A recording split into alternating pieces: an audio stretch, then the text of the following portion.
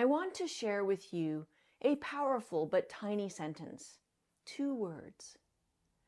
When I was studying the trumpet at university, partway through my degree, I got the idea to put this particular tiny sentence on my bookmark that I used in my day planner in the section where I make my notes while I'm practicing my trumpet. I put it there because, well, one, I like motivational quotes and sayings, but also I was gaining an awareness of just how impactful words can be, ones others say to us, but also ones we say to ourselves. And I wanted to find out just how powerful these 2 words might be. In this video, I want to tell you about a moment in time when the power of this tiny sentence became truly evident to me.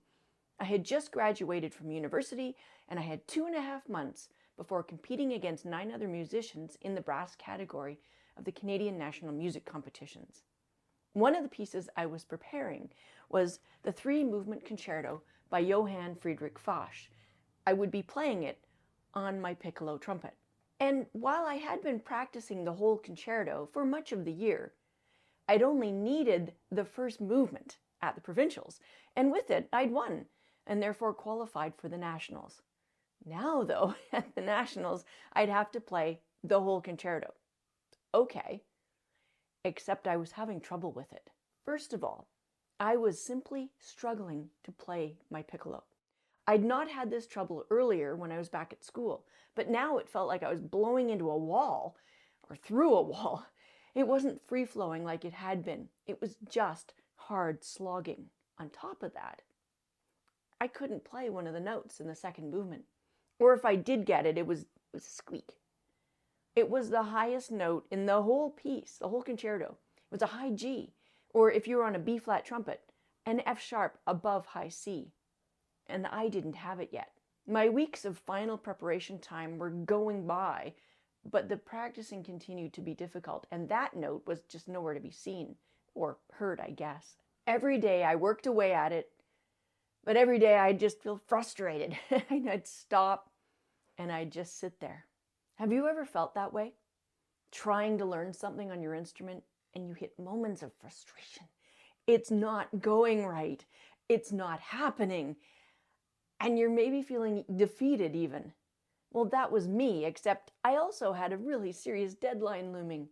That was a hard and fast date that was approaching. A lot of times when we struggle, we can fall into a trap, and it's expressed well in a book I read by Richard Bach called Illusions.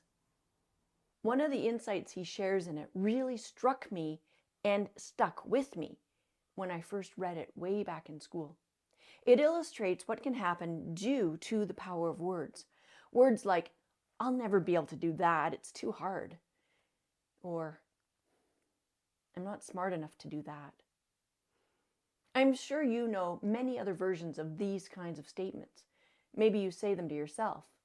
One way I expressed it was, "I'm not very good at," and then fill in the blank.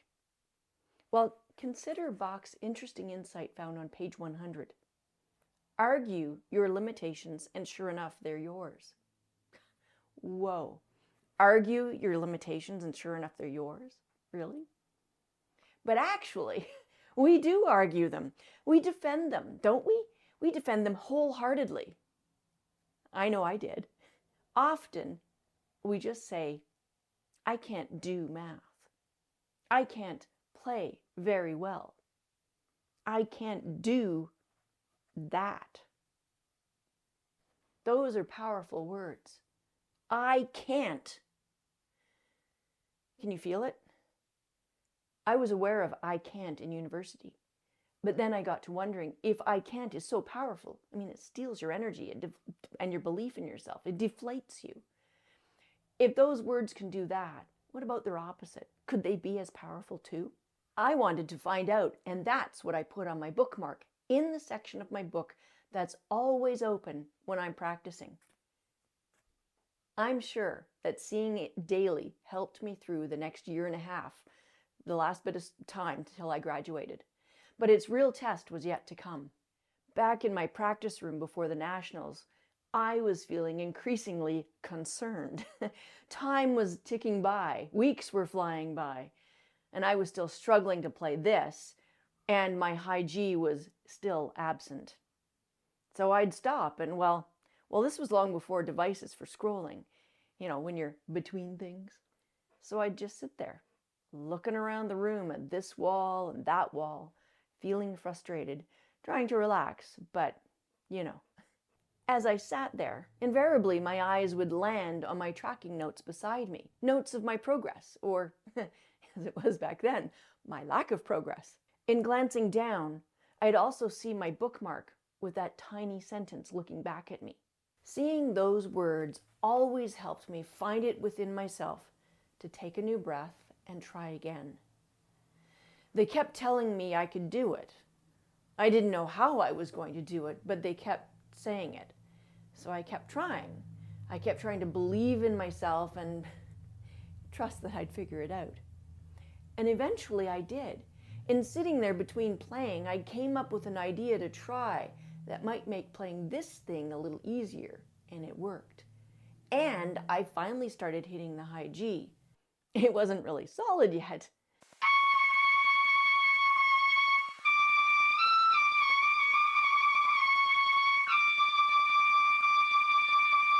But at least I now had it in the practice room. What about the competition? Well, I was about to find out because it was now time to get on a plane. Flash forward, and I'm standing beside the piano playing the first movement of the fash for the two adjudicators sitting out there. One of the 10 of us brass players would go on to compete against the winners of all of the other categories: piano, voice, string, and woodwinds. Would it be me? We finished the first movement. And it had gone okay. My playing was still flowing thanks to my solution to my wall problem. Then we began the second movement, the largo. It's slow and it's quite lovely, but I had to play through the entire movement before I knew whether or not I had a high G in me that day. It's at the end, and thus the piece would truly end well or not. The bar approached. I had 5 beats of rest before coming in. I relaxed as well as I could. I took a breath and I came in. And when the high G came, I went for it and I got it. I got it. I played it strong, and then the movement ended. Now, I wasn't done yet. There was still the third movement and the other piece that I was playing. But I'd passed the big hurdle and the rest went okay too. I'd done what I'd gone there to do and I felt successful in that. Now the rest was out of my hands. Would I place?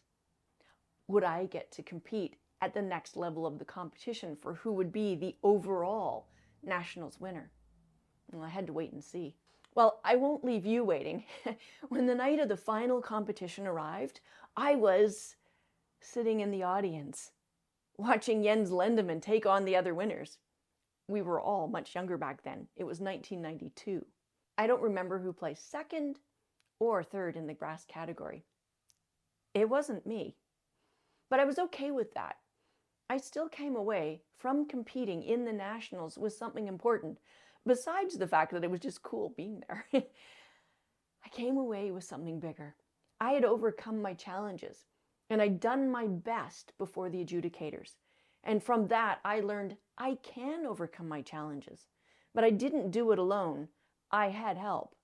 I had other people's ideas help me get my head right in the practice room. That tiny sentence helped me. I still use it today to remind myself of what I can do. Now I'm passing this one to you. Put "I can" on a sticky and put it where you're going to see it again and again as you work to triumph over your own challenges. Because you can triumph over your own challenges. They may take creativity or just time woodshedding until your skills grow and you can finally play that line. Or maybe it'll just take time sitting and looking at a wall, not scrolling, until you figure it out. Put the power of words to work for you. Let them help you overcome your challenges. This one's a good one to start with. It is one powerful sentence.